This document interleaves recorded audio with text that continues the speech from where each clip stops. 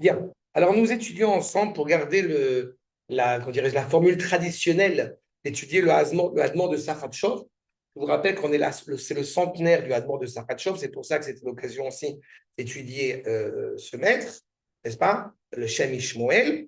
Et là, en l'occurrence, ce qui m'importe, c'est on rentre dans la question de la Haggadah de Pessah, c'est la notion de libération, si je puis dire, de l'esprit, de l'intellect et du cœur.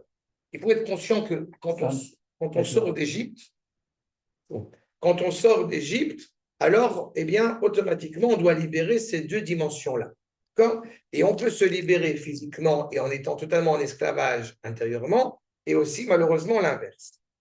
Et donc, c'est dans cet ordre-là, dans cette conception-là qu'on essaie de comprendre cette notion, encore une fois, qu'on l'a vu dans un certain nombre de maîtres, le gras notamment, et le Rav aussi, la distinction, bien évidemment, on voit là-bas dans une autre formulation entre Eved et Meshuabad.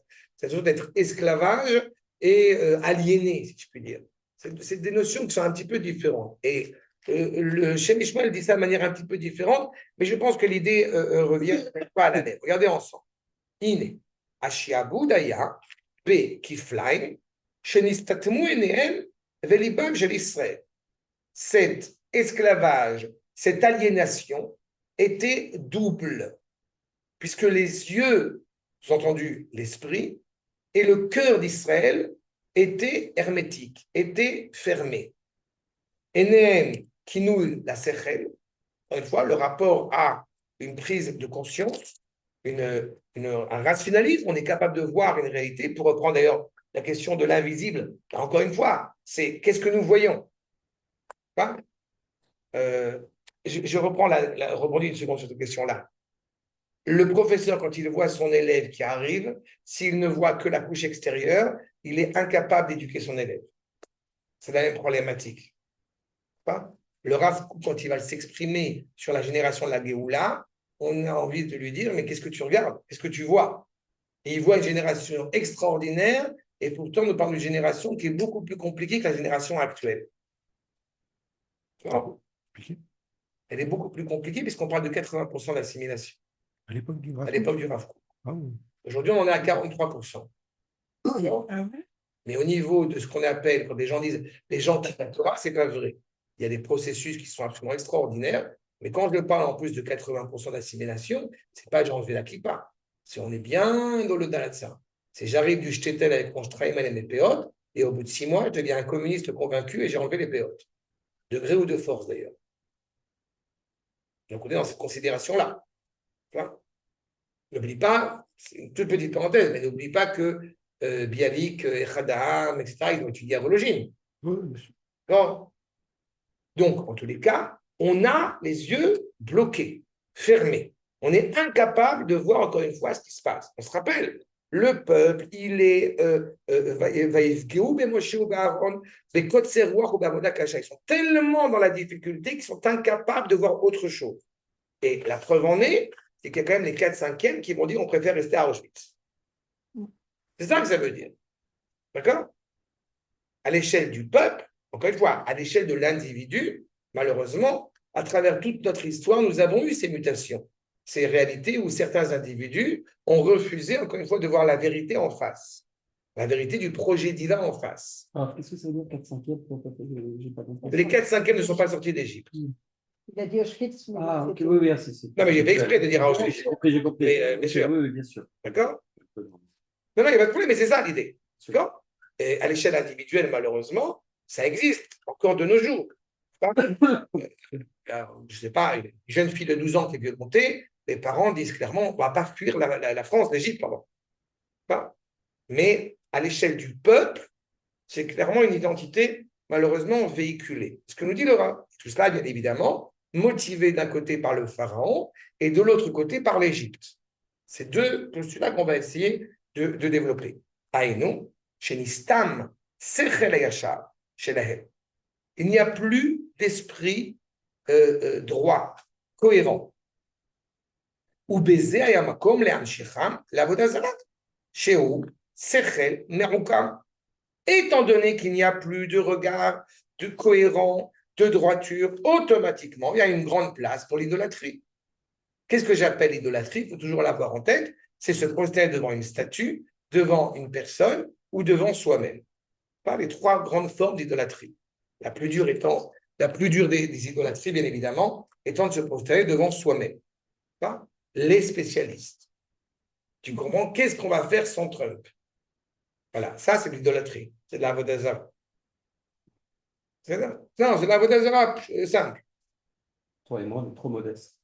On se met devant nous-mêmes. Oui, parce que Au-delà de ça, je suis particulièrement intelligent et on l'a beau. souvent évoqué. Ça, Ça ne peut pas nous toucher. Mais quand on réfléchit, je suis en train de s'excuser à Stanford dans la voiture parce que j'ai envie cette année d'approfondir plus la deuxième partie du CDR. En général, on insiste beaucoup sur le Magic et le Hallel et tout ça, on n'y prend pas forcément beaucoup de place. Et il y a toujours à avoir en tête quand même quelque chose qui est assez essentiel, c'est qu'on ouvre la porte, comme vous le savez, quand on dit Shfor Hamatra et la Goïm, pas ta belle-mère, ta colère, quand même, non, Hamatra. Mais on ouvre la porte et on dit effectivement déverse ta colère sur les goïms. Le faire aujourd'hui, c'est simple. Mais le faire pendant 2000 ans en Pologne, en Algérie, au Maroc, où vous voulez, avec le Cosaque et l'Arabe qui est là, il faut quand même une bonne dose de confiance envers Akadosh Baruch Hu pour pouvoir le faire. Et il nous dit, j'ai vu dans les commentateurs, ils mettent en évidence le fait que c'est justement cette confiance envers Akadosh Baruch Hu qui fait que Akadosh Baruch Hu s'empresse de vouloir justement nous amener la délivrance. La peur, elle n'est pas seulement problématique pour nous au sens psychologique du terme, elle est dramatique pour les implications que ça a.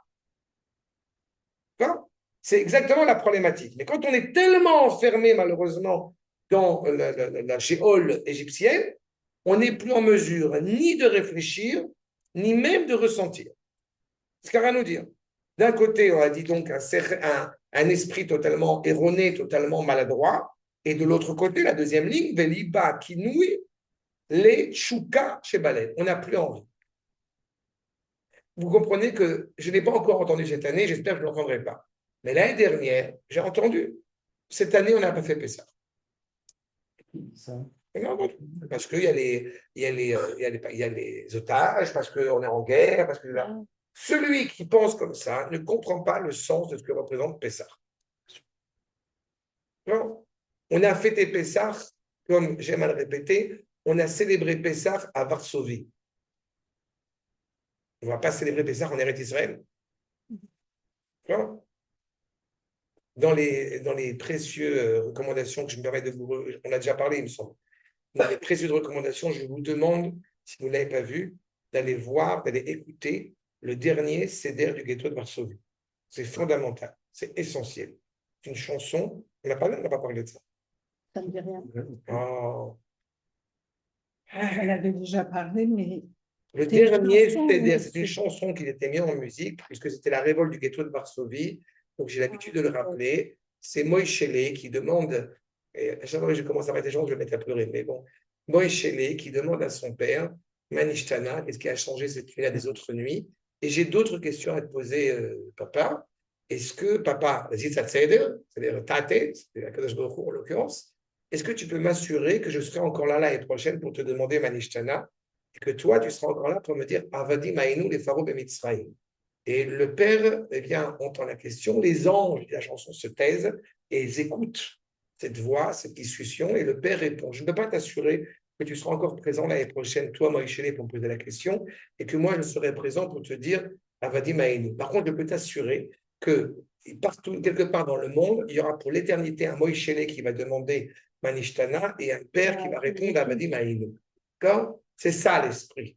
Et ce que je vous dis de chanson, et à l'écouter, et une mélopée comme ça, Ashkenaz, vers la fin. Toute la chanson, évidemment, est d'inspiration Ashkenaz et qui est basée sur une histoire vraie, puisque le ghetto de Varsovie a été massacré, n'est-ce pas, a été démantelé, a été exterminé à Pessah.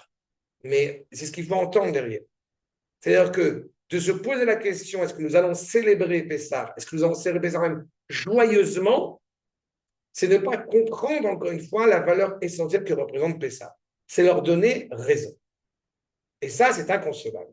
De la même manière, comme vous le savez, je bois le cinquième verre, et quand certains m'objectent en me disant, mais quand même, c'est pas fini, c'est pas terminé, mais j'ai déjà expliqué que quand on a bu le premier verre, qu'on parle de la royauté de Babylone, elle a continué à perdurer quelque peu après avoir bu le premier verre. Et la royauté de la Perse, elle a poursuivi après avoir bu le deuxième verre. Et la Grèce, pareil, et Édom, pareil.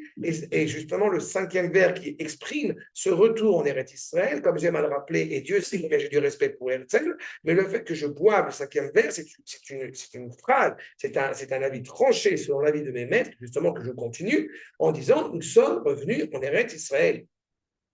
D'autant plus que les deux derniers vers sont par rapport à la Galoute. La dernière Géoula, bien sûr.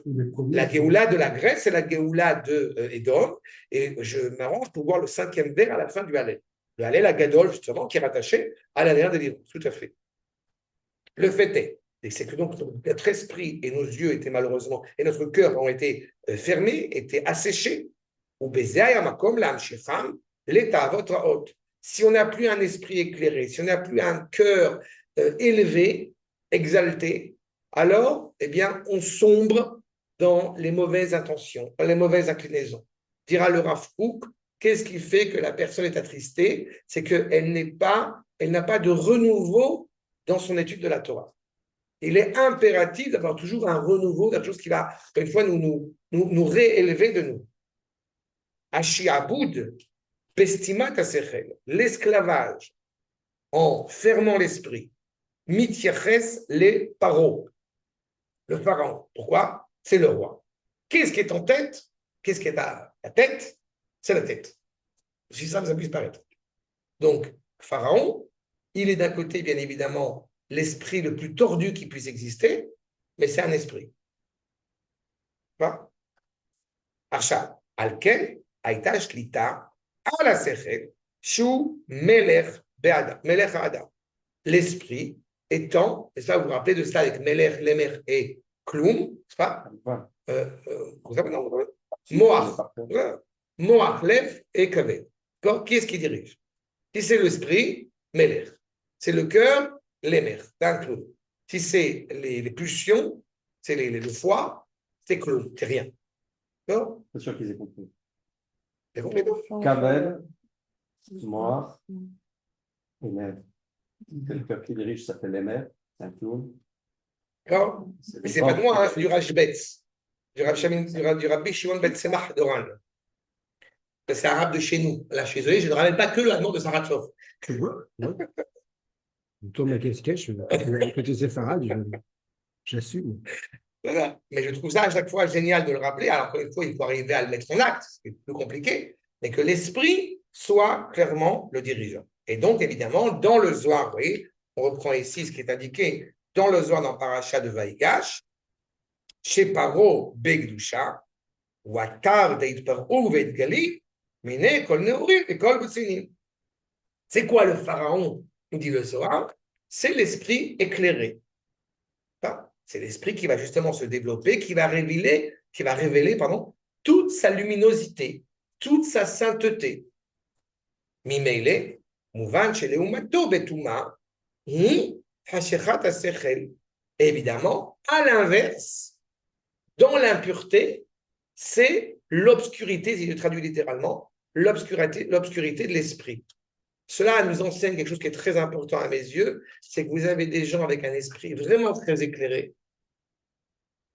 Il y a une idée qui est évidemment connue, mais que je ne vous dirai pas le nom, mais que pour un peu familiariser avec cela, nous avons un grand maître qui est reconnu. Sa sœur, elle est rabbin réformée. C'est-à-dire que vous avez un esprit éclairé, profondément éclairé dans la famille, mais qu'est-ce qui va justement l'amener vers quelque chose de profondément positif, ou au contraire de profondément maladroit, de profondément négatif? Le pharaon, c'est ça. Le pharaon, Péra, il a une mauvaise bouche. Il ne sait pas parler. Et pourtant, il a un esprit qui peut l'amener très haut. On n'arrive pas à être le pharaon en n'ayant rien.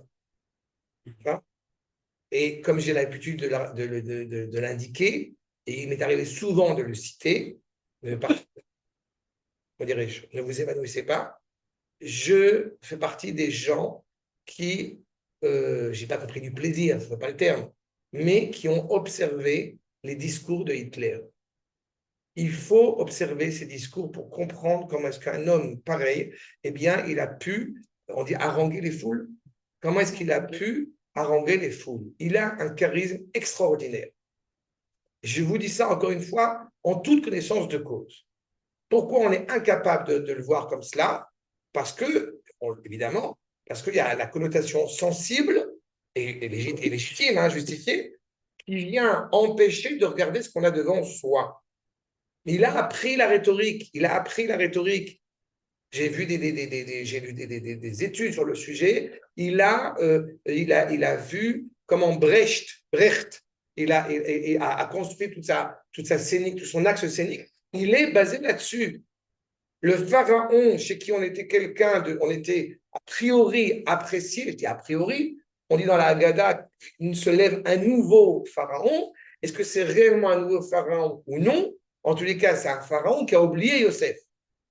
Comment est-ce qu'on peut passer d'une reconnaissance authentique à l'égard de tout ce que Yosef a apporté à l'Égypte à un oubli, à un rejet total? Donc il y a une base, il y a un creuset. Il faut se remémorer encore une fois que les Juifs, même ceux qui étaient justement assimilés, parce qu'il y a une grande partie qui était assimilée en Égypte, ils avaient des voisins à côté d'eux. Des voisins avec qui ils étaient, il y a encore une journée, encore une semaine, amicaux, les enfants jouaient ensemble, etc., etc. Comment est-ce qu'on est passé de ça à la voisine du dessous qui va voler tous les draps et les serviettes de l'appartement du Juif? D'accord? Je ne fais évidemment de parallèle avec rien du tout. Mon père est né en 40 à Paris, je vous rappelle quand même, donc je connais le dossier. Mais en gros, c'est ça. On est passé de la thèse à, encore une fois, ce qui est absolument abject. Et ça a une implication, bien évidemment, sur le peuple. On est bloqué au niveau de l'esprit par le pharaon, on est bloqué au niveau du cœur, si je peux dire, au niveau du ressenti à l'égard de l'Égypte. Asher Bassar Chamorim Besaram, où il est dit concernant l'Égypte, c'est une expression qui est connue, qu'il ressemble à une chair de Chamor, une chair d'âne. Et qu'est-ce que vient nous indiquer cet enseignement du prophète? En réalité, ça veut dire qu'il y a une telle matérialité, un tel matérialisme en Égypte qui fait qu'on n'a plus d'exaltation pour rien d'autre que ce matérialisme extraordinaire. D'accord? Déjà à l'époque. Mais l'Égypte était connue comme étant la plus grande civilisation, encore une fois, qui marque. Comment il était dit en égyptien ancien, je vous cite, The Egyptian Way of Life. C'est de l'égyptien antique, vous ne pouvez pas comprendre, mais c'est du vieux égyptien, du nord. À côté de Tlemcen. À côté de Tlemcen. Il me semble bien. On a connu l'accent. Mais je peux te le faire en mais c'est ça en réalité. Alors, il dit, ça va être les Benz. Non, vraiment. Le fait est, c'est que, encore une fois, vous avez cette réalité-là. Comprenez encore une fois à quel point, une fois n'est pas coutume, c'est d'actualité. J'ai souvent évoqué avec vous les prouesses, les merveilles que j'arrive à faire avec Notebook, avec l'intelligence artificielle, et je ne me rétracte absolument pas. Je dis simplement que je sais où est l'essentiel et où est qui permet de me servir d'un ustensile pour faire quelque chose. Mais à ce moment-là, en Égypte, on n'en est plus là. Ce qui est exaltant, c'est voilà, tout l'appareil extérieur. Donc, il n'y a plus de ressenti. Et c'est ça qui est malheureusement absolument dramatique. Alors, pourquoi est-ce qu'effectivement nous parlons de fautes a priori distinctes, c'est-à-dire l'idolâtrie d'un côté et la dépravation de l'autre côté? Qu'est-ce qui fait qu'effectivement, eh bien que je l'ai un petit peu évoqué oralement, que le pharaon est intimement rattaché à l'esprit quand l'Égypte est rattachée, encore une fois, à la matérialité maladroite? Poursuivons, parce qu'il faut aussi saisir, mais ce n'est pas né gratuitement. Encore une fois, si Israël est dans son ghetto, il n'est pas soumis à cela. On pourrait se dire désormais, justement, l'État d'Israël est un État indépendant, donc on peut faire ce qu'on veut. Pas totalement, parce qu'on n'est pas en oligarchie. Donc il y a des interactions qui existent aussi. Il faut voir quelles sont les interactions qu'on va légiférer, qu'on va légitimer, ou au contraire celles que nous allons, encore une fois, clairement récuser. Le fait est, c'est que nous dit le Midrash, Bemitzraim, Nimtseu Israël Shlemim, Dirtiv Gan Naoul Elou Anekevot, Gal Naoul Elou Azechri. C'est-à-dire qu'en fait, vous avez un jardin, le jardin est encadré.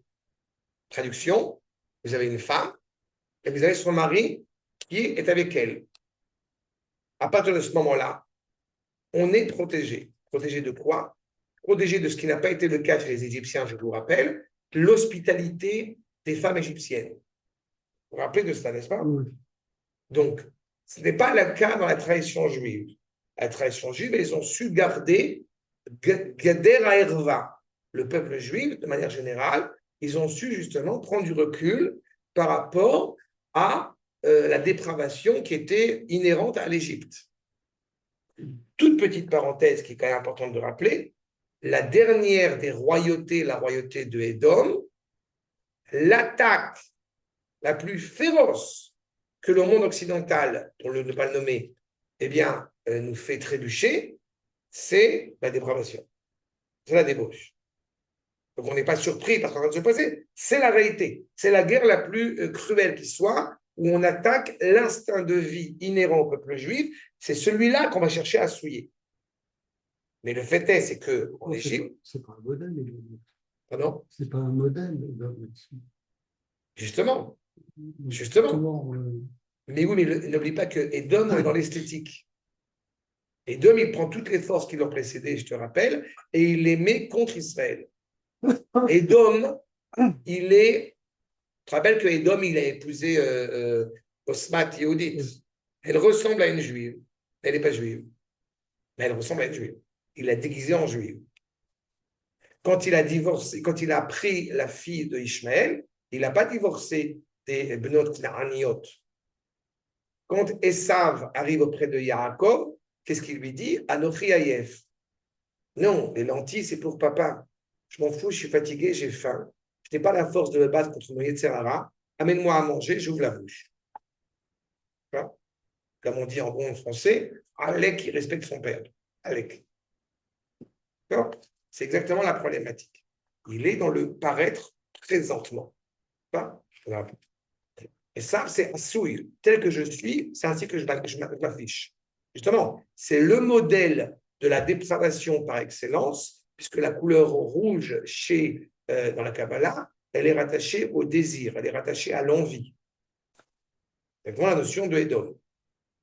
D'accord? En tous les cas, le fait est, c'est que jusqu'à priori, on était à peu près protégés. Même si éventuellement on avait des gens qui avaient trébuché, c'était par erreur. On pensait que c'était son mari, on pensait que c'était sa femme. Même s'il y avait eu des erreurs quelconques qui étaient commises, c'était par un manque d'inattention. V, Shem, Yud, Hei, Meidalehem, puisque le nom d'Akadosh Baruch Hu, n'est-ce pas, l'homme et la femme, on se rappelle de cet enseignement, l'homme animé par la lettre Yud et la femme par le Hei, il y a une sorte de cohésion, n'est-ce pas, la présence d'Akadosh Baruch Hu qui est en eux. Donc, Meidalehem, Shem Bnei Avotem, qui donc témoigne que ce sont les enfants de leur père, Velo Nirshedou à la Harayot, et n'ont pas été suspectés de la débauche, de la dépravation. Arzeu Shiaboud Mitzraim, Sheu Efrinat Alev, Sheatava Mitieches Lalev. Et c'est justement le fait que nous avons été en esclavage en Égypte, qui est donc l'expression même, n'est-ce pas, de la dépravation. Aval Beshiaboud les paroches, ou Bechinat Asechel, Matzin Shadai lo Nishlev. En fait, on a réussi à surmonter la débauche égyptienne en nous conservant, en nous gardant. C'est-à-dire qu'on est capable de se conserver, de garder l'esprit de famille, l'esprit de la pureté familiale, si je puis dire, mais en revanche, on n'a pas réussi à accomplir et à compléter cette grandeur intellectuelle. Parce que justement, l'esprit du pharaon nous aiguille dans le mauvais sens, dans le mauvais côté. Là, encore une fois, je vais permettre de faire un parallèle, mais c'est tellement flagrant que la notion d'étroitesse que nous retrouvons en Égypte, nous la retrouvons bien évidemment dans un pays comme le pays du pain étroit, n'est-ce pas? Comme Tzarfat. C'est la même problématique. Je suis en train de lire un ouvrage maintenant je me rappelle du nom, c'est Oliven, je crois qu'il s'appelle. Denis Oliven, Denis Oliven. un truc comme ça. Il a écrit un ouvrage qui s'appelle Le Dictionnaire des Juifs amoureux de la France, des Juifs amoureux de la France, ou des amoureux juifs de la France, ou des Juifs de France. Et je veux partager, c'est une horreur ce livre. C'est une horreur. Mais de quel droit il écrit ça? Il n'est pas juif. Slatali, il a écrit. Non, il est amoureux juif. du judaïsme. Non, de Lieven n'est pas juif du tout. C'est un peu comme la flaque. Voilà, c'est pas lui, c'est Olivier, c'est un autre. C'est un autre, non, c'est Olivier. Il y a Attali qui est. Non, parce qu'il a dit qu'il était. Non, il appartient à une famille juive. Donc, c'était pas Denis Oliven. Mais c'est un autre, mais avec un nom comme ça. Olivier, je sais pas comment pardon. Mais le fait est, c'est qu'il dépeint tous ces juifs, et Dieu sait combien ils ont été insultés. Il n'y a pas un juif normal. Je n'ai pas trouvé un juif normal. Et tous, dans ce cadre-là, avoir quitté la religion de leur père, avoir épousé une Goya, s'être converti au christianisme, toute une réalité, encore une fois, qui les a poussés à des retranchements. Et Dieu sait combien, malgré tout, ils ont été insultés par la France.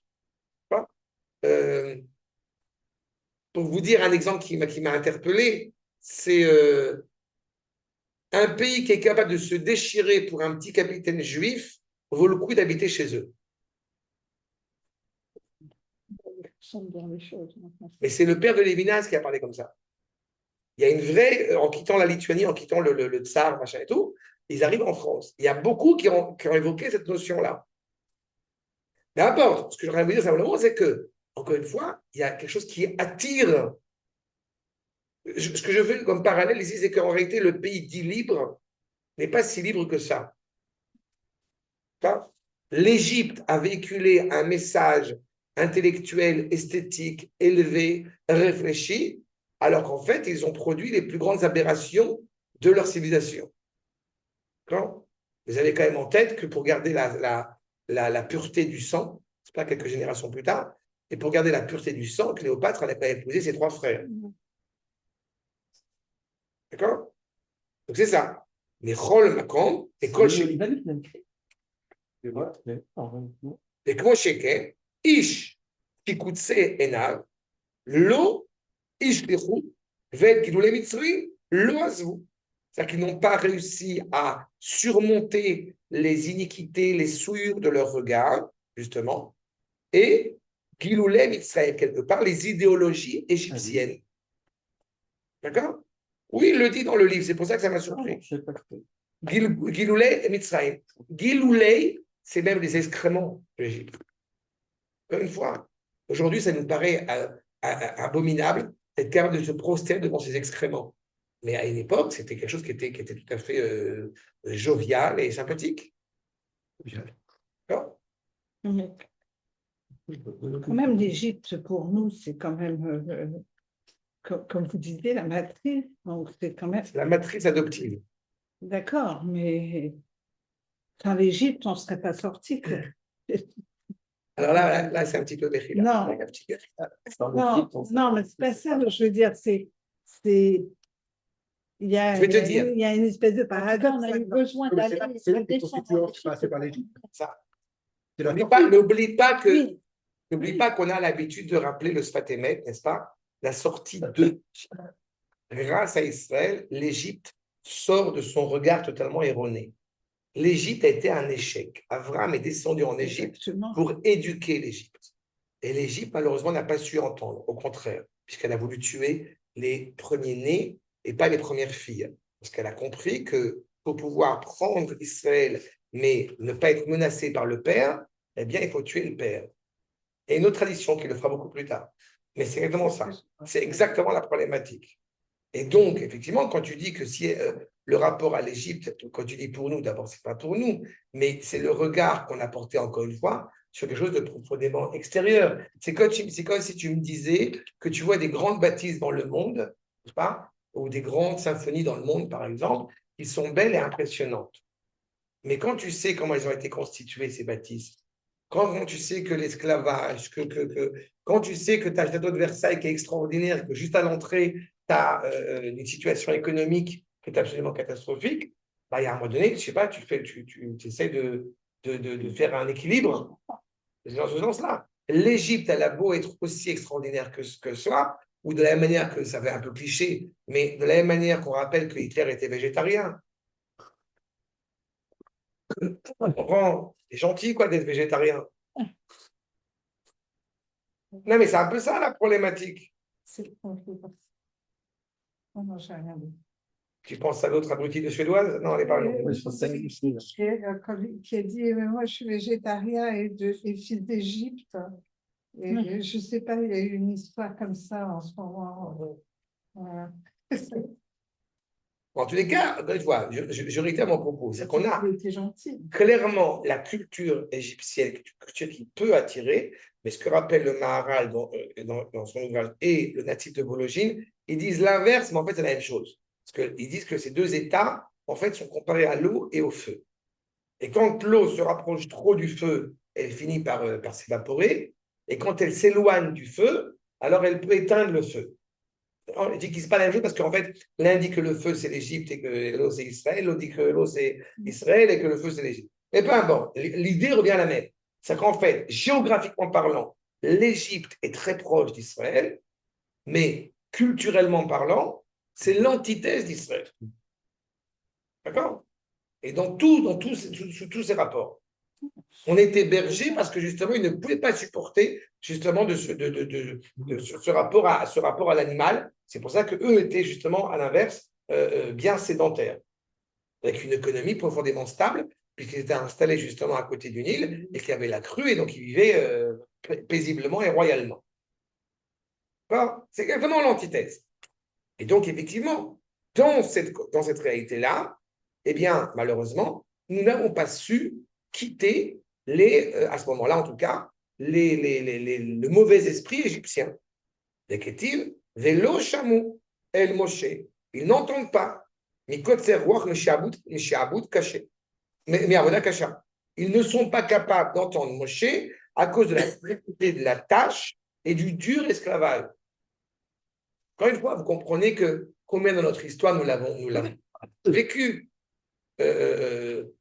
Souvent, j'ai été critique à l'égard du fait qu'il y a quand même 1000 familles juives qui sont reparties s'installer en Pologne après la Shoah. Mais je me permets d'être un peu plus dur que ça encore. Mon père, je n'ai pas réfléchi parce que j'ai grandi, mais mon père il est pour rien. Mais mon père est né en 1940 à Paris 18e. Et l'appartement où ils résidaient, où ils sont retournés après la Shoah, c'est un appartement qui avait été on va dire, confisqué, enfin volé par les voisins qui étaient à côté. C'est-à-dire qu'on se dit, et j'en ai rencontré beaucoup, de gens qui reviennent après la Shoah et qui se réinstallent dans la même maison, puisque c'est ce qu'ils ont, et en face d'eux, ils ont le voisin qui les a vendus il y a encore 3 semaines. Mais on ne se rend même pas compte, j'ai du mal et encore une fois, ce n'est pas un jugement, c'est un constat. Et bien, c'est ça. De quoi tu parles? Je ne suis pas capable d'écouter Moshe et Aaron qui me parlent de Géoula quand on est dans une situation où on sait ce qu'on on sait ce qu'on a, on sait ce qu'on va, on sait ce qu'on a, on sait ce qu'on va perdre, on ne sait pas ce qu'on aura. Mais on s'en fout. Ou bien Midrash, cher caché l'aime. Et justement, le fond de cela, cacher l'aime, l'ifroche, mais Avodazara, il m'est difficile, comme aime le dire Arnaud, il m'est difficile de quitter ma synagogue. Oui, pas que ça. Je n'ai pas quitté, on vient de construire. Qu'est-ce que je n'arrête pas de rigoler avec mon épouse parce qu'on a acheté un nouveau salon, on en a parlé. Les Iraniens qui ne me cassent pas la tête sur mon nouveau salon.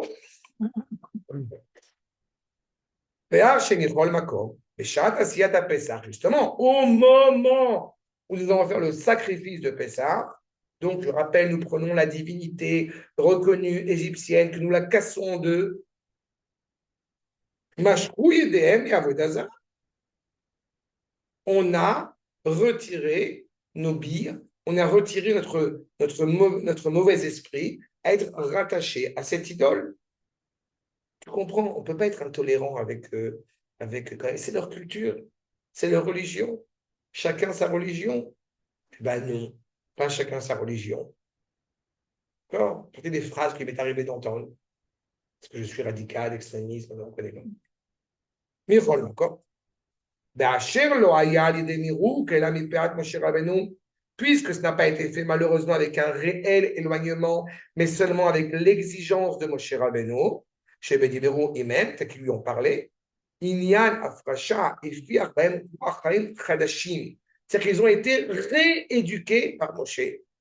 Il leur a donné un nouveau souffle, comme le début de la création, Akash Borou qui insuffle, n'est-ce pas, au sein de la Neshama, au sein de ce corps, un souffle divin. Shaya Betechilat Aberia, Veifach Beapar Nishmat Chaim. En fait, il y a une renaissance. Vous vous rappelez que quand nous parlons de la naissance, de la création du monde, il y a une vraie controverse si le monde a été façonné en Tishri ou en Nissan. Mais en réalité, pour nous, c'est clair, c'est Nissan. Quand je dis pour nous, ce n'est pas nous ici, c'est le peuple juif, puisque Nissan est le mois qui a son importance. Il nous manquait l'essentiel pour être réellement nous-mêmes. Donc, en nous coupant de tous ces idolâtres, de tous ces idoles, de toutes ces idolâtries, de toutes ces, encore une fois, de cette convergence d'idéologies maladroites, eh bien, grâce à Moshe, on se retire encore une fois de cela. On s'enlève, on se libère de ce joug.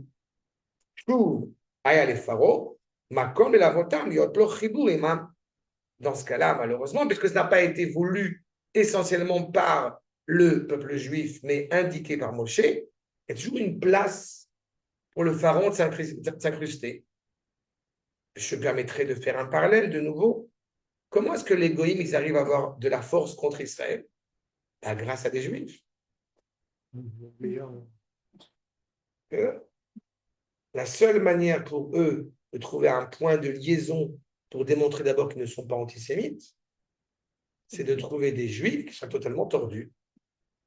Il y en a quelques-uns, un ou deux.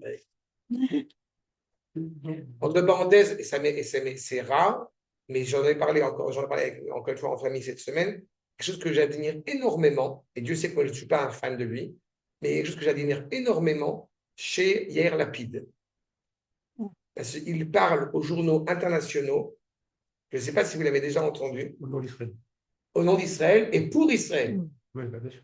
Mais qu'est-ce qu'il dit? Non, mais ça veut dire que, justement, quand on lui demande, parce qu'on le présente en tant que chef de l'opposition, eh ben, il dit à chaque fois, ils nous ont attaqués et nous ferons tout ce qui est à notre pouvoir pour les attaquer, pour répondre, etc., etc. Ah, quand même. Non, au niveau de l'international, Non, sont tous bons. International. Après, Non, il n'y en a qu'un, c'est Olmer. Mais même hier, Golan parle comme ça. Genre, je ne pas. mais je trouve que c'est très louable. Tu vois, je ne suis pas du genre à dire des fleurs sur ce genre de personnage, mais je trouve que c'est important de le rappeler, parce que ça fait plaisir de voir ça. Autant le copain de Epstein, là, comment il s'appelle, Barak, qui sont des gens quand même extraordinaires.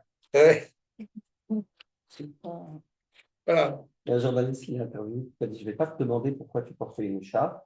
Et tout le monde pose la même, pourquoi tu te cachais ce jour-là? Parce que tu as déjà dit que c'est parce qu'il faisait froid. Non, j'ai une autre question à te poser. C'est vrai. Pourquoi tu n'as pas mis de gants?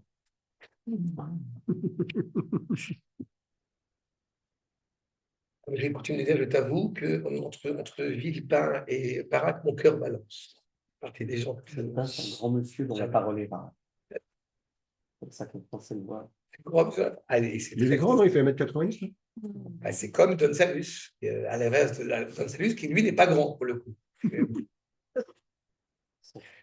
Menteur, vous savez mentir. C'est la folie des grandeurs, pardon. Ça, le fait c'est que je reprends son propos, c'est exactement cette dimension-là. Encore une fois, le pharaon a une possibilité de se joindre à Israël parce que sa volonté d'atteindre un esprit aussi libre, déconnecté, dénué d'idolâtrie, malheureusement, n'est pas motivée par lui-même. Mitzraïm, Ba'asher nitmarku michet ha'ta'ava legamre, shuv lo haya lemitzraïm, shelahem mityaches chet ha'ta'ava, shuv tribur imahem. Mais comme justement, naturellement, machinalement, on s'est coupé de l'Égypte dans ses us et ses coutumes dépravées, donc l'Égypte en tant qu'Égypte n'a aucun lien avec Israël. Mais à l'inverse, le pharaon, de par son esprit, et malheureusement, a attaqué Israël. Veinke, l'Omskarbekan, et la parole est vade. Et c'est pour ça qu'on insiste sur la dépendance du pharaon. dont il fallait se libérer.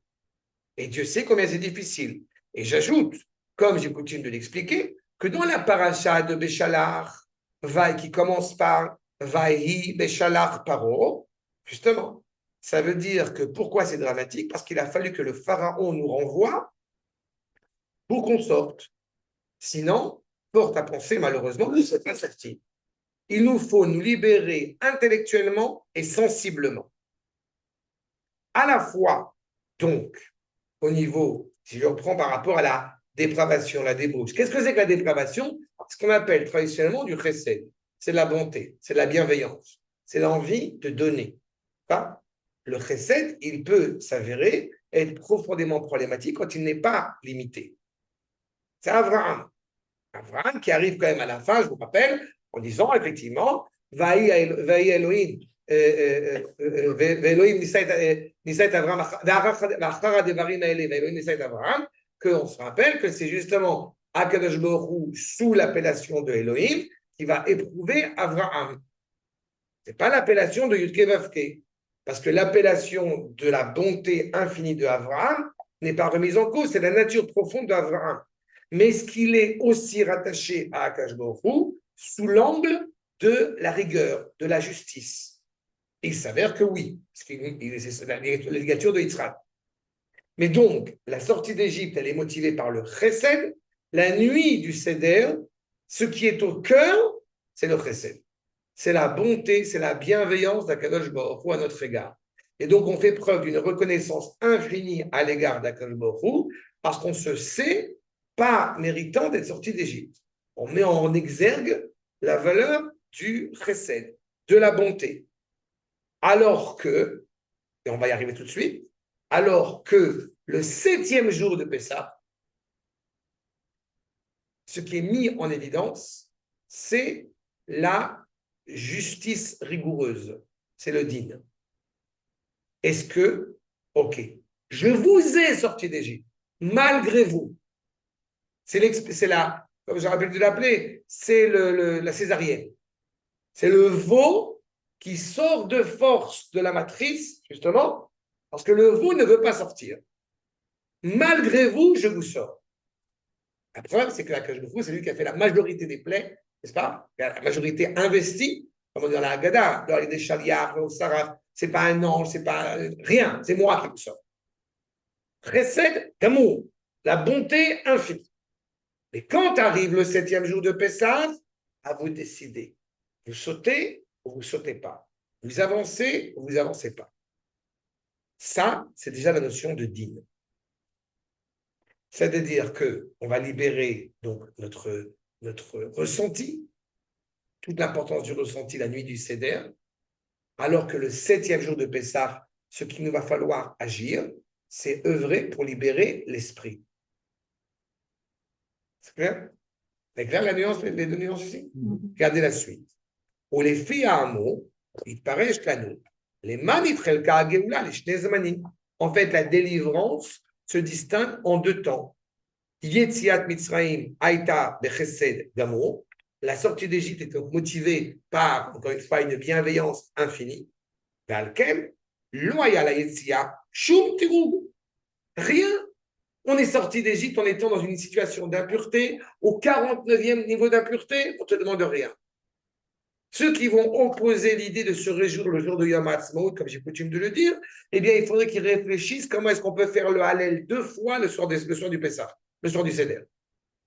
Puisque ceux qui vont sortir d'Égypte sont des Chilonim. D'accord? Ils sont Ashkenaz. Enfin, il y en a des biens. Ma femme est Ashkenaz, d'accord?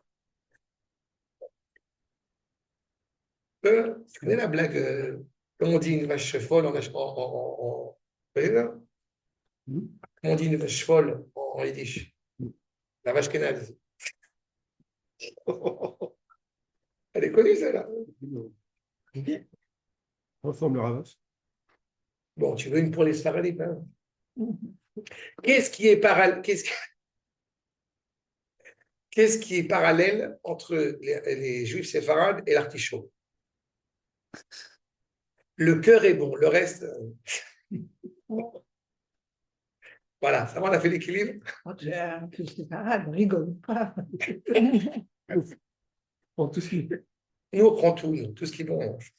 Bref, chez Amelech Rotselitel Matana, les Echad, quand justement le roi veut donner un cadeau donc, à quelqu'un, les quatre règles.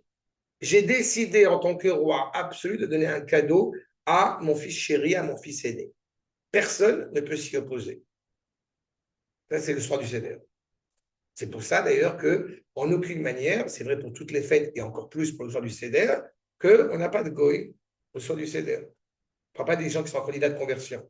Je ne parle pas des cas, malheureusement, qui étaient le cas de certains d'entre nous, peut-être, en dehors d'Israël, quand on a vécu le Seder, il fallait inviter la tante Christiane et tonton Maurice qui est marié avec je ne sais pas quoi. D'accord. Mais aujourd'hui, mon grand bonheur d'origine, depuis 30 ans en Israël, il n'y a pas un goy qui rentre à la maison pendant une fête. Parce que ça n'a pas lieu d'être. C'est le moment d'intimité entre le Créateur et la créature d'Israël. Il ne faut pas en avoir beaucoup qui rentrent en dehors de fête non plus.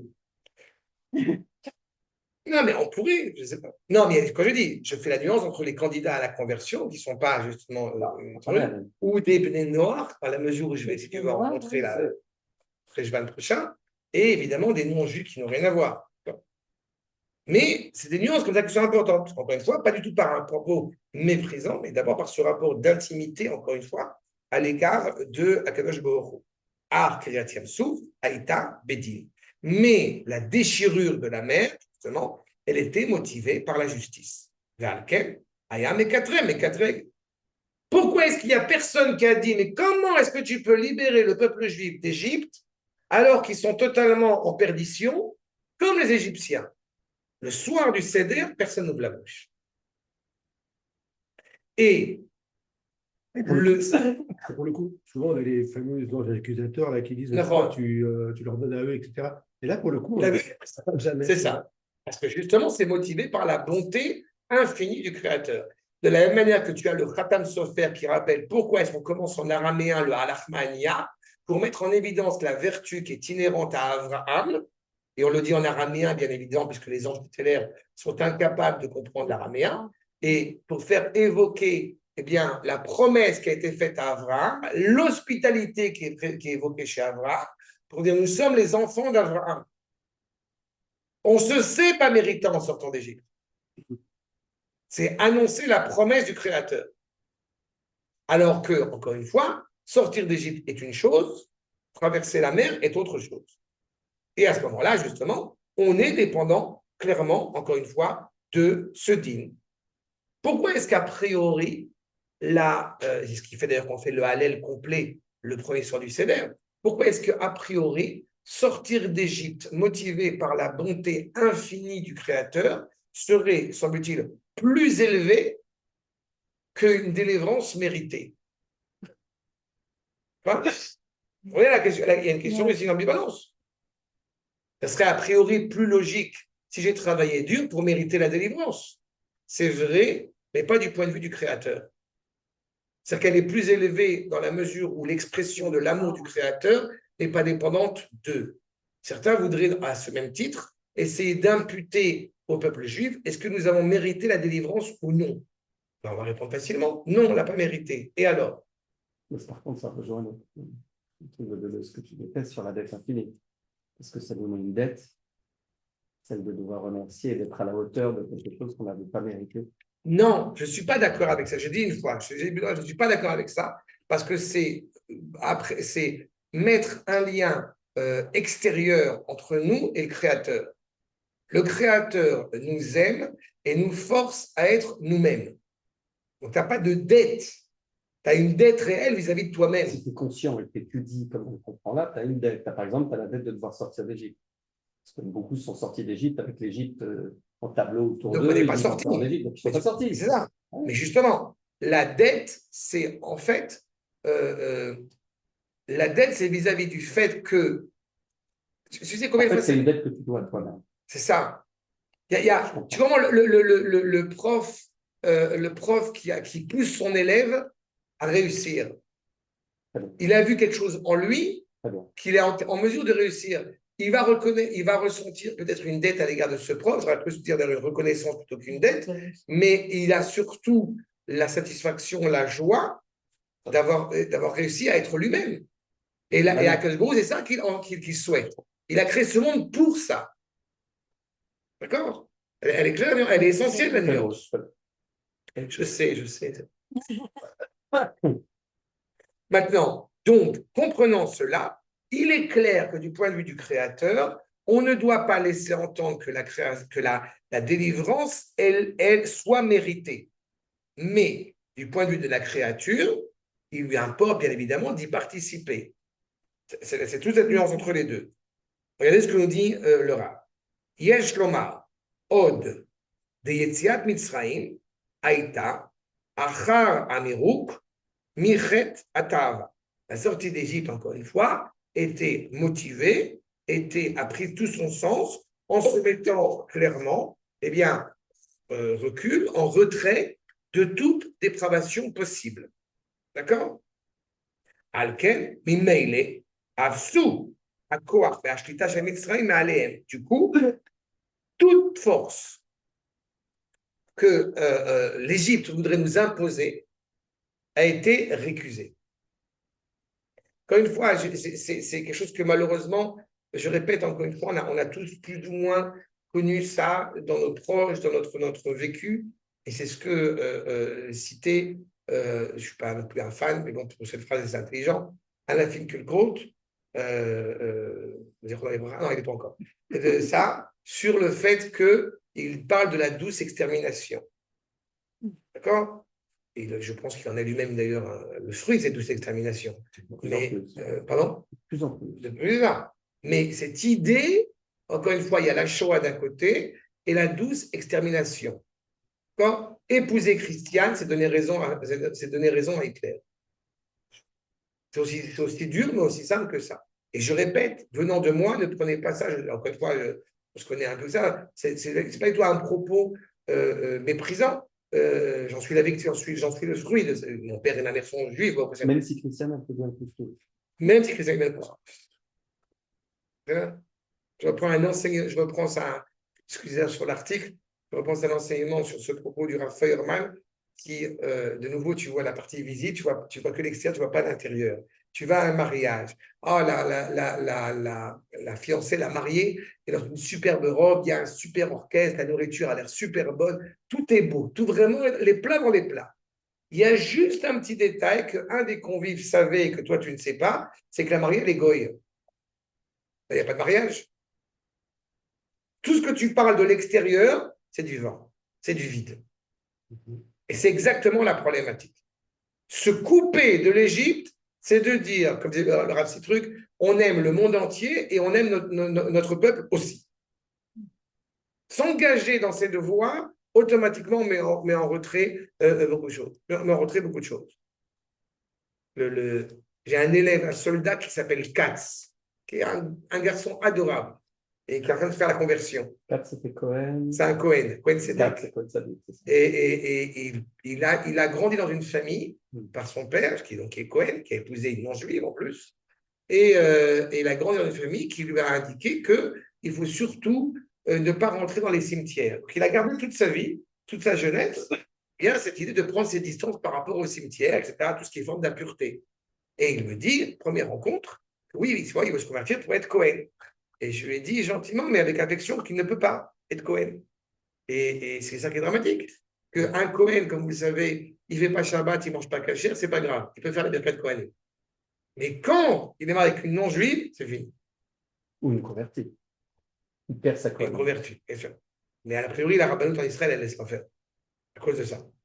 Parce que justement, il y a ce statut-là. Et donc, encore une fois, dans la même problématique, se couper de la dépravation égyptienne, c'est ça. Et se couper de tous les us et les coutumes qui peuvent nous pousser, encore une fois, à des retranchements. Ce n'est pas seulement le fait de trébucher, comme on a dit tout à l'heure, c'est le fait de le sublimer, de le transcender, de le louer. Il n'y a rien de plus dramatique que ça. Tu vois? Arshab. Donc, Nistalek, Stimatalev. Cette fermeture,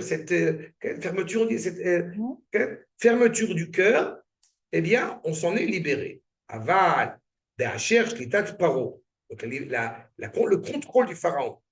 Shei, Chet Asechel, Adain Lo Nitmarek. au moment de la sortie d'Égypte, comme on l'a indiqué, eh bien, on ne s'est pas libéré du joug du pharaon. Alken, et c'est pour ça qu'il était impératif que le pharaon nous donne la permission de sortir. Vayomer, Ariatem benechorim, Ariatem bereshutrem. En disant justement, a priori, vous êtes libre. On n'est pas sorti le soir, on est sorti le matin. Donc malgré tout, on est sorti librement. Mais on est quand même sorti avec l'autorisation du pharaon.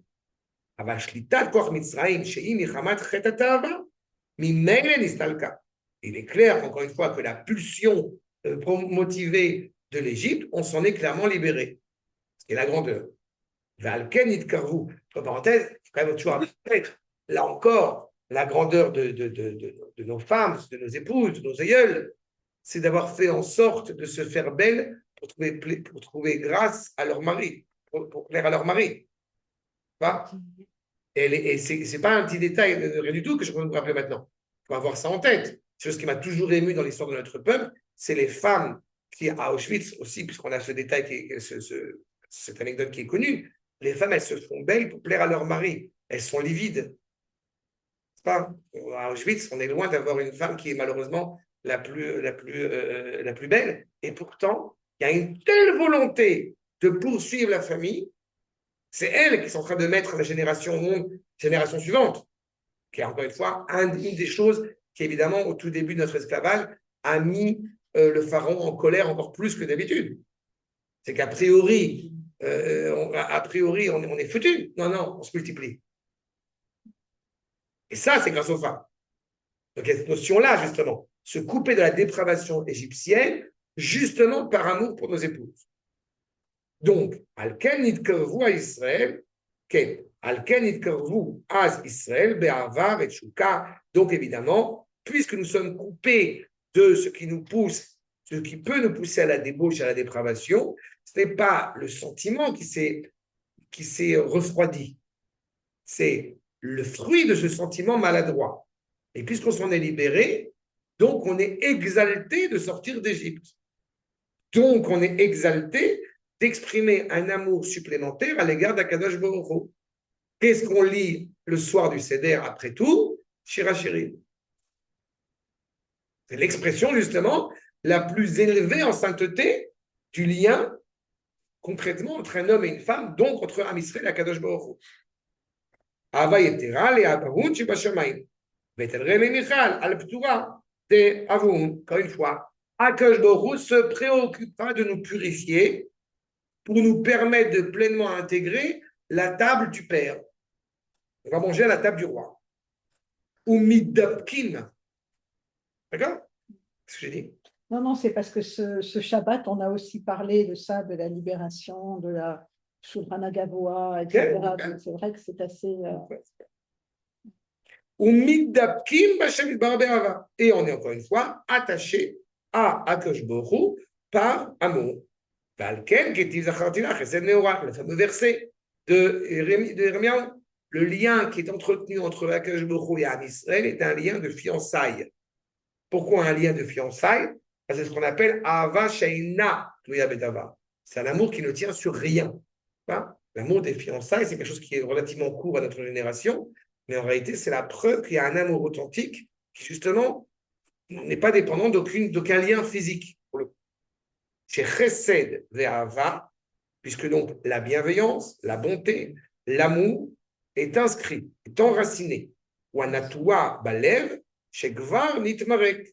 Le cœur a déjà suffisamment souffert pour être, justement, ne pas orienté dans la mauvaise direction et se rattacher pleinement à Hachem.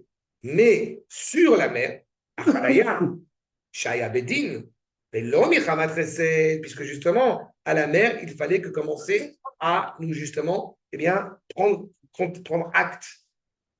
C'est terrible, parce que vous vous rendez bien compte qu'encore une fois, si je fais un parallèle dans le monde moderne, ce qui m'est totalement scandaleux, c'est le ressenti aujourd'hui est synonyme de vérité.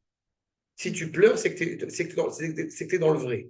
J'ai entendu une discussion entre un curé et un athée. On dit athée. Et l'athée, semble-t-il, et qui est un petit peu intelligent, il parle de la vérité. Et le curé lui rétorque, j'ai trouvé ça extraordinaire. Le curé lui rétorque, mais tu es en train de dire qu'il n'y a qu'une vérité, mais c'est un peu fasciste comme raisonnement. Ouais. Je trouve ça extraordinaire. De bêtises, hein, on soit bien clair. D'accord? C'est vrai, non? C'est exactement ça. Non, tu ressens. Puisqu'encore une fois, toute la chrétienté, pour le coup, elle est fondée uniquement sur le ressenti. On est exactement à l'inverse. Et l'amour de la victime. Oui, ça dépend. C'est parce que, oui, non, c'est raison. J'allais dire autre chose, mais c'est ça. L'amour de la victime. On aime beaucoup les Juifs quand ils sont à Auschwitz. Voilà, effectivement. En tous les cas, non, dans la chrétienté, la victime a raison. Oui, mais on aura raison quand on sera mort. Mais comme grâce à Dieu on vit, donc c'est un problème. Le tortue. Hein? Le tortue. C'est ça. Oui. Al Ayam, justement, être sur la mer, c'est s'assumer. Vous remarquerez que la guerre de Amalek, elle n'est pas loin quand on est sur la mer. Donc, ça veut dire c'est s'assumer. Bon. Parmi les grands discours, n'est-ce pas, de grands penseurs, le discours de Miss France. J'aime la guerre, je n'aime pas les enfants. J'aime pas la guerre. C'est l'inverse, on a compris. Bon, c'est une bêtise monumentale. C'est bisounours. Faut arrêter de comprendre, encore une fois, le monde tel qu'il est géré. Justement, quand tu vas te jeter dans la mer, tu assumes ton rôle rationnellement, intellectuellement. C'est là où justement le peuple a une réelle crainte, justement, vis-à-vis du projet, parce qu'il doit désormais s'assumer. C'est tellement plus facile d'être véhiculé par, encore une fois, par l'enfance, voire même par la nostalgie de l'enfance, donc motivé par le chesed, par la bonté, parce que ça évite, encore une fois, de nous assumer, de prendre conscience, encore une fois, de la valeur de la crainte. On ne veut plus parler de crainte aujourd'hui. C'est partie des grands débats. C'est une bonté en plastique, c'est pas de la bonté. Ben, c'est pas moi qu'il faut le dire. Ah non, d'accord. Je suis d'accord avec toi. Bien sûr que je suis d'accord avec toi. Mais c'est ça qui est dramatique. C'est là, comme ça, c'est du ressenti. Je répète encore une fois, pour le nombre de gens qui m'ont encore indiqué cette semaine sur le fait que je parle du sacrifice de Pessah, que c'est un scandale qu'on ne puisse pas le sacrifier, eh bien, quand tu grattes un petit peu, tu découvres que la personne a un problème à sacrifier l'agneau, mais elle n'a pas de problème à manger une entrecôte. C'est-à-dire qu'il y a une hypocrisie constante sur le fait que quand c'est pour mon ventre, ça marche, et quand c'est pour Akash Brou, ça pose problème. Donc, c'est cruel. Voilà. Mais c'est un vrai problème. Tu n'aimes pas la tomate. Tu aimes ce que la tomate te donne. Donc, tu n'aimes pas la tomate. Et tout le ressenti qui est évoqué, comme tu as dit, c'est du ressenti en plastique. Ce qui nous importe, c'est d'avoir la Hava en sortant d'Égypte et d'avoir la Ira en traversant la mer. L'amour et la crainte sont intimement liés l'un à l'autre. Sauf que la crainte, telle qu'elle est mal perçue en français, elle est, justement, c'est une crainte aveuglée, une peur aveuglante. Alors qu'en hébreu, la notion de ira et de reia, c'est les mêmes lettres. La vision. Nous voyons. C'est justement parce que nous voyons que nous sommes profondément élevés et révérentiels et respectueux. C'est étonnant. Enfin, je fais un rapport avec la visite que vous avez dit ce matin. Oui, ce matin. Alors, non, mais à lundi, non? peut-être parce que nous voyons et que.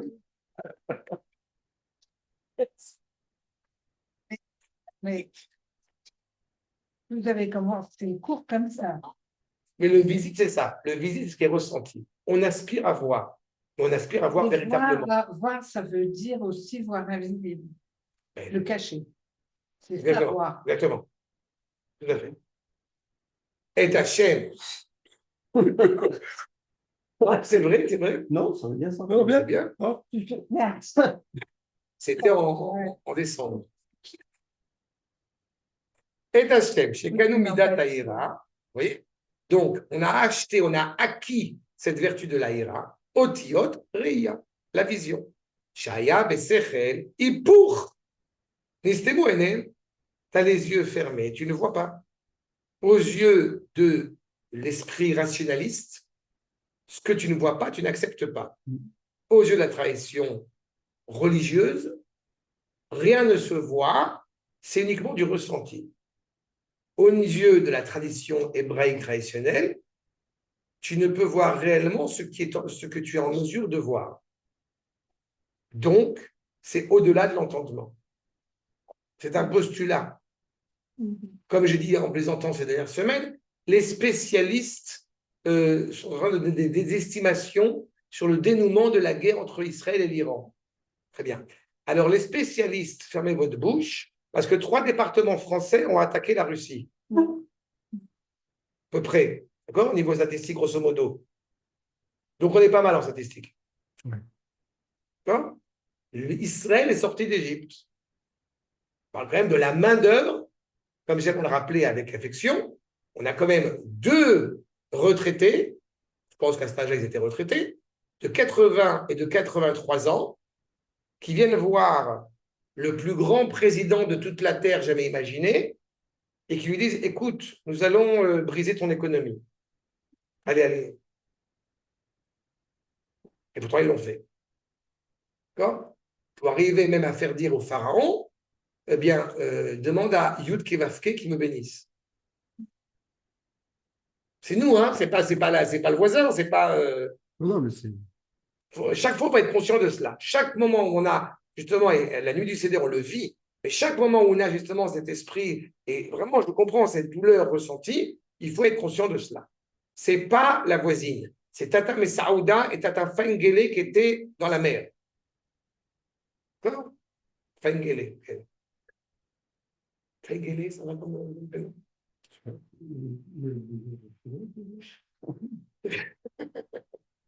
D'accord? Et donc, évidemment, on n'a pas encore été complet avant d'arriver, accompli avant d'arriver à cette mer. C'est pour ça qu'en sortant de la mer, ça ratifie la sortie d'Égypte. Et je vois qu'on a traversé la mer, on est clarifié qu'on ne retournera pas en Égypte. Et pourtant, on refait ça tout. Mais on a déjà expliqué que chaque année, on sort un peu plus d'Égypte. D'accord? La sortie d'Égypte implique, puisque l'Égypte est dans la mer de toutes les royautés, donc chaque année, on se libère un peu de tous les jougs que nous avons traversés. On n'a pas un esprit encore totalement accompli, mais on y avance. Et pareil pour l'exaltation. On s'est libéré d'un joug, et je te rappelle que, comme je disais tout à l'heure, que Édom n'a de cesse de vouloir justement nous ramener en Égypte. Le monde a voulu nous ramener en Égypte. Mais on a amené d'Égypte avec nous. Moi, je m'aperçois qu'ici, ça fait 21 ans que je suis là. Je me trimballe encore et ça y est, je me casse, mais avec C'est difficile. des rêves de faire la même chose que je faisais en France. Quoi, mais c'est bien d'être bourgeois, c'est pas négligeable. C'est bien d'avoir des grandes aspirations. Il y a beaucoup d'idolâtrie. C'est ça qui est dangereux. Aussi, mais le Rav rappelle dans les Nayad, Afka, que c'est important d'avoir de belles et grandes aspirations. Parce que tu parles des belles aspirations. Même matérielles. Même matériel. Monsieur. Si tu penses petit, tu vivras petit. Si tu penses grand, tu vivras grand. Tout est relatif. Qu'est-ce que ça veut dire vivre? J'en connais, moi. Tu as raison, c'est dangereux. Je suis entouré d'entrepreneurs juifs qui sont en 90% sont esclaves du fait que je ne suis pas encore assez grand. Tu as raison. C'est ce que dit Shlomo. Marbe nechatzi, marbe da'ag. Plus tu as des biens, plus tu es inquiet. Donc, évidemment, c'est tout le danger. Ça, le côté au Nasdaq. Le côté au Nasdaq, parce qu'ils ont un portfolio d'entreprises. Ils se sont fait avoir par Madoff. Ils avaient 1 milliard, il restait 500 millions. Ils ont perdu 500 millions, ils ont cessé de donner. Tu leur avais tout pris. T'as raison. C'est le danger. C'est la frontière très mince. On a eu l'occasion, quand on avait parlé de Korah et tout, de toute la discussion autour de la richesse, justement, de ce que ça représente au niveau hébraïque. Madoff. Madoff, voilà. Bien sûr. Wiesel, Spielberg. Comment ils ont pu? Ils sont tous en Égypte. Même les Wiesel étaient en Égypte. Mais je te rappelle que tu as deux, c'est ce qu'on dit à la fin des temps, tu as 2 types de serviteurs d'esclaves. Tu as Ovdim Beretz Ashur et à Nidachim Beretz Mitzrayim. Ovdim Beretz Ashur, c'est ceux qui sont mariés christianes. Le regard. Ovdim, c'est perdu. La perte de ceux qui sont rattachés à tout ce qui relève, encore une fois, du regard. Les yeux, traditionnellement, on dit, sont rapprochés de l'idolâtrie, de la débauche. Et l'ashur, en araméen, c'est voir. Donc, ils sont perdus à cause de la vision. On a épousé Christiane, on habite à Bretagne, on habite en Bretagne, à Trifouille-les-Oies-sur-Marne. Et c'est ça. Et il y a Nidachim Beret Mitzrayim, la dimension du soleil, la dimension de ce qui brille, et donc on est coincé là-bas, jusqu'à arriver à un moment donné, par exemple, un exemple purement théorique évidemment, où on a envie de monter en Israël, mais on ne peut pas monter parce qu'on n'arrive pas à vendre notre maison. Et puis il y a 30 ans, tu aurais pu vendre ta maison facilement. Seulement, tu ne l'as pas fait. Et maintenant, ça va être plus compliqué. Et de plus en plus compliqué. C'est exactement la problématique auquel on est soulevé. On est coincé. C'est comme la tentation de la tentation. On était esclaves d'esclaves. C'est ça. Mais c'est ce que dit là. Il y a une espèce de. Bien avant Lévinas, Ov de Avadim. Rabbeinu. Ov Avadim, chez l'Avadim. C'est exactement ça. La tentation, c'est ça. C'est être esclave d'une réalité, encore une fois, en état d'esclavage. Et c'est très compliqué de s'en sortir. C'est pour ça qu'il faut traverser la mer. Et non seulement traverser la mer, comme j'ai coutume de l'expliquer, mais en plus de cela, être capable de se réjouir au moment où tu vois les Égyptiens en train de se noyer dans la mer. Et ça, certains Juifs avec Kippa ont encore une grande difficulté à accepter ce fait établi. Oui, mais c'est un problème. Mais après, avant d'étudier avec moi que tu n'es pas encore accepté ça, c'est un problème. Mais ceux qui ont une Kippa, c'est dans le sens où des gens qui sont loin de la Torah, je ne peux pas leur reprocher, ils sont malheureusement imbibés d'une culture chrétienne. Mais ceux qui sont imbibés d'une culture hébraïque, on a toujours en tête l'idée que le soir du Seder, on est enfermé dans la maison à l'époque en Égypte parce que justement on est incapable encore de se réjouir à la tombée de nos ennemis. C'est la preuve qu'on n'est pas encore totalement sorti. Alors qu'en traversant la mer, eh bien, on voit les Égyptiens et l'or qui va même s'élever en haut, en hauteur, on va prendre l'or d'ailleurs, on les voit en train de... Et nous, là, en train de chanter Adachir Moshe. C'est la preuve qu'on est pleinement libéré du joug égyptien. D'accord? Mais on a encore malheureusement des juifs galouteux. Ça existe. D'accord? Le fois, je l'ai. D'accord? Encore une fois. Avec la complicité de Radin. Mais d'abord et avant tout. Je suis d'abord et avant tout. Bien sûr. Qui viennent au Shabbat dans des belles maisons, faire des beaux devars, sans jamais parler d'Israël. On est au mois de Nissan. Juste, n'ouvre pas la brèche. Okay. Parce que Nissan, à Israël. En ce moment, on fait que du bien de dire de Israël. Que Nissan. Nissan, Yar, Sivan, Tammuz, Av. Voilà. Tammuz et Av, tu peux me lancer. Tammuz et Av, avec la faute des explorateurs en Av, je peux me sortir. Mais là, Nissan, voilà, on est à Israël, à Machem. Voilà. Donc, on a bien compris cette idée où Paro a Yalochibou, donc le pharaon avait un lien avec nous, malheureusement, et donc il est parti avec eux. Les Shalcham, c'est lui qui les envoie. Ce qui fait que malheureusement, au moment de sortir d'Égypte, on n'avait pas l'esprit libéré. Pas les Enessa Rak Alaya. Et cela ne va se faire que sur la mer. Aïnou. Deine, Ketiv Daber el Bnei Israël, ainsi qu'il est dit, parle au Bnei Israël, Veyashuvu, Veyachanu, Lefanai, Lefnei Pe'achirut Ene. La station qui est rattachée à ce moment-là, c'est Cherot. Cherot, c'est quoi? C'est Cherut, c'est la liberté. Toucher du doigt cette authentique liberté. On se rappelle que En Mishosek Batorah la Ben Chorin. Tu ne peux pas être considéré libre si tu n'es pas en train d'œuvrer dans la Torah.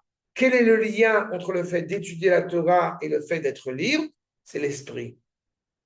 De la manière, pour reprendre la remarque que tu as évoquée tout à l'heure, qui est tout à fait importante, on ne peut pas avoir une Torah sereine quand on n'arrive pas à subvenir aux besoins de son foyer. Ça va de pair. En kemach en Torah, en Torah en kemach. Ça va de pair. Donc encore une fois, une libération physique, économique, contribue à avoir une Torah plus authentique. Ve Israël, pitlou et data, donc ils se sont annulés. Ve asur chen, ve lo amua er nitkarev el rotfenu, shelo lishbor et lev ataf. Comment est-ce qu'on va s'approcher de nos ennemis et qu'on ne va pas briser le cœur des enfants, des femmes, chez Imahem, Bemechilta, et la bitlou et datam besirla. En fait, qu'est-ce qui a fait qu'ils ont pu libérer leur esprit? C'est de s'annuler totalement devant un Kadosh Baruch. En fait, je peux libérer mon esprit en annulant mon esprit. C'est clair? Pensez aux soldats. S'ils se laissent aller à juste titre par la peur, eh bien, automatiquement, il ne peut pas mener le combat comme il faut.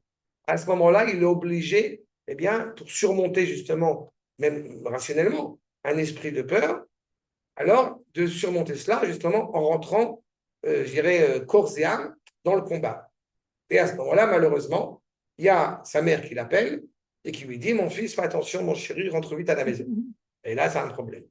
C'est terrible. Je sais que c'est terrible ce que je vous dis maintenant, mais c'est fondamental. C'est fondamental. En général, le téléphone, il est coupé d'ailleurs. Encore une fois, l'erreur de l'esprit étriqué. C'est pour ça, justement, qu'en traversant la mer, ce qui est encore une fois inconcevable, c'est totalement irrationnel, eh bien, ils ont libéré l'esprit. Vous allez me dire, Bibi, il a une stratégie pour attaquer l'Iran. Mais même s'il a une stratégie, il faut y aller. C'est Narshon. Le héros, c'est quand même Narshon. Bien sûr. Il faut être Narshon. Ou Binyamin. Parce que c'est la tribu de Binyamin aussi qui est rentrée dans la mer. Ah, d'accord. Narshon et Binyamin. Ensemble? Il y a le petit ou la tribu de Yehuda. Je crois que c'était Narshon qui était. Il y a un Midrash qui dit que c'est Binyamin et c'est important parce que ça exprime l'unité du peuple. Hein? Narshon était de la tribu de Juda. De Yehuda, le royauté, le dirigeant. Je rappelle que le Kodesh HaKodeshim, le Saint des Saints, il est dans la tribu de Binyamin. Parce que Binyamin est le point d'ancrage qui rattache les enfants de Rachel aux enfants de Léa. D'accord? Et qui ne se prosterne pas devant personne. C'est aussi la dimension de Binyamin, Urim, Yehuda, et Mordechai, etc. Ve Nidba Paro, et donc le pharaon évidemment se noie. Vous allez me dire, mais le pharaon ne s'est pas noyé? Si, il s'est noyé, mais Akash beaucoup l'a rejeté sur la berge. Pourquoi? Pour qu'il témoigne. Je crois que c'était pour pas polluer la mer. Ve Nidba Paro, surtout les bagues et tout, c'est dommage. Non, moi j'ai de la peine pour les chevaux. Parce que les chevaux sont noyés quand même. Les chevaux, ça me peine. Autant les Égyptiens, je comprends totalement. Mais Venidba Paro, Vekol Chelo, donc toute son armée évidemment, qui n'istalek gam koach Paro. La force du pharaon a totalement disparu. Venigmera Geoula gam belev gam basechel. Et donc, encore une fois, à ce moment-là, nous atteignons une pleine délivrance à la fois du cœur, n'est-ce pas, et de l'esprit. C'est l'authentique liberté. À ce moment-là, nous sommes prêts pour entamer le chemin qui nous amène 3 mois plus tard à recevoir la Torah. C'est clair? Ça, c'était pour le Shem Ishmoel.